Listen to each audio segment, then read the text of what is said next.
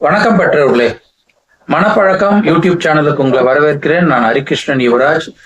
இன்னைக்கு நம்ம மனப்பழக்கம் பயிற்சி பற்றியில நாம சொல்லிக் கொடுக்கக்கூடிய பல விஷயங்கள்ல எப்படி பெற்றோர்கள் குழந்தைங்களுக்கு ஒரு ஒரு உருப்படியான ஒரு ஒத்துழைப்பை கொடுக்கலாம் அப்படின்றத பத்தி நான் இன்னைக்கு பேச போறேன். முக்கியமா பாத்தீங்கன்னா நான் ஏற்கனவே 2 வீடியோக்கள் போட்டிருக்கேன். 2 வீடியோக்கள் ஒன்று பேக் டு பேசிக்ஸ்னு ஒன்று போட்டிருப்பேன், இன்னொன்று டெக்ஸ்ட் ரீடிங் அண்ட் ரெக்கார்டிங்னு போட்டிருப்பேன். ஆக்சுவலா இது ரெண்டுமே ரொம்ப முக்கியமான ஒரு பதிவு. என்னன்னு கேட்டீங்கன்னா, உங்க குழந்தைங்க சப்ஜெக்ட் நாலேஜை பிடிக்கிறதுக்கு ரொம்ப முக்கியமான ஒரு விஷயமா இருக்கும். இந்த பேக் டு பேசிக்ஸ்ன்றது இன்னைக்கு அவங்க என்ன பாடம் படிச்சுட்டு இருக்காங்களோ அதை அவங்க புரிஞ்சிக்கிறதுக்கான ஒரு வாய்ப்பு இருக்கும். 2வது டெக்ஸ்ட் ரீடிங் அண்ட் ரெக்கார்டிங்ல அவங்களுடைய listening technique and imagination power, காட்சி அமைப்புகளாக அவங்க மைண்டுக்குள்ள அந்த பாடம் புகிறத உறுதிப்படுத்தக்கூடிய ஒரு டெக்னிக். ஸோ இந்த 2 விஷயத்திலையும் நீங்க அவங்களுக்கு எப்படி ஒத்துழைப்பு, நீங்க படிச்ச பெற்றோர்களா இருந்தீங்கன்னா அது சாத்தியம் இருக்கு. பெற்றோர்கள் மட்டும் இல்ல, சகோதர சகோதரிகள் அவங்களா கூட இருக்கலாம். இதுல எப்படின்னா, இப்போ அவங்க ஒரு உதாரணத்துக்கு சொல்றேன், 8வது படிக்கிறாங்க வச்சுக்கோங்க. 8வது சயின்ஸ் புக்ல ஃபர்ஸ்ட் இது மெஷர்மெண்ட் வரும். ஸோ இந்த மெஷர்மெண்ட் அப்படின்ற ஒரு பாடத்தை அவங்க டெக்ஸ்ட் ரீடிங் பண்ணணும். ஆனா அதே நேரத்துல இது எல்லாத்தையுமே உங்க பிள்ளைகள் மட்டும் அதை கம்ப்ளீட் பண்ண முடியாது. அப்படின்னு நான் என்ன சொல்றேன்னா, இந்த மெஷர்மெண்ட் அப்படின்றதோட பேசிக்ஸ் எங்க இருக்குன்னு பாருங்க. 8வது பாடமான மெஷர்மெண்ட்டுக்கான பேசிக்ஸ் 7வதுல இருக்கலாம், 6வதுல இருக்கலாம்.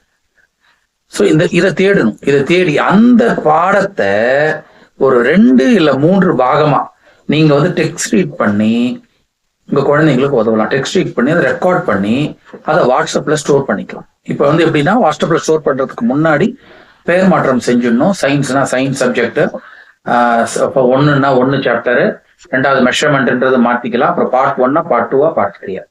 ஸோ இந்த மாதிரி நேம் சேஞ்ச் பண்ணிட்டு இதை வாட்ஸ்அப்ல அனுப்பிச்சுட்டீங்கன்னா, இப்போ உங்க குழந்தைங்க இதை திரும்பி படிக்கிறதுக்கு பதிலா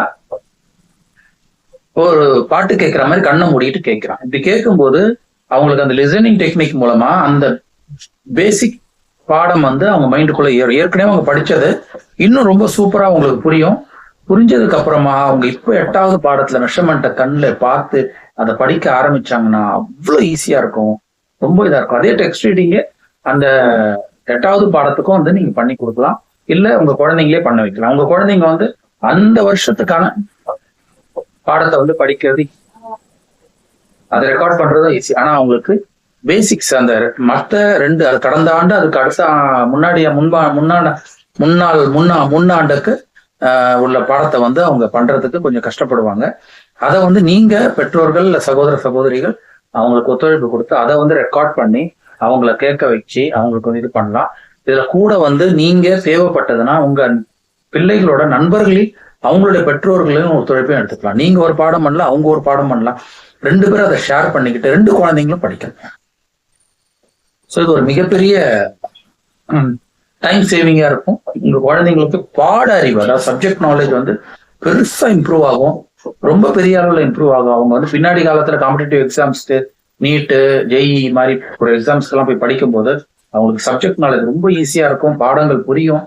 அந்த கோச்சிங் ரொம்ப அழகா அவங்க எடுத்துக்கிட்டு போறதுக்கான வாய்ப்புகள் இருக்கு. இதை நீங்க தயவுசெய்து பண்ணி பார்க்கலாம். நன்றி, வணக்கம்.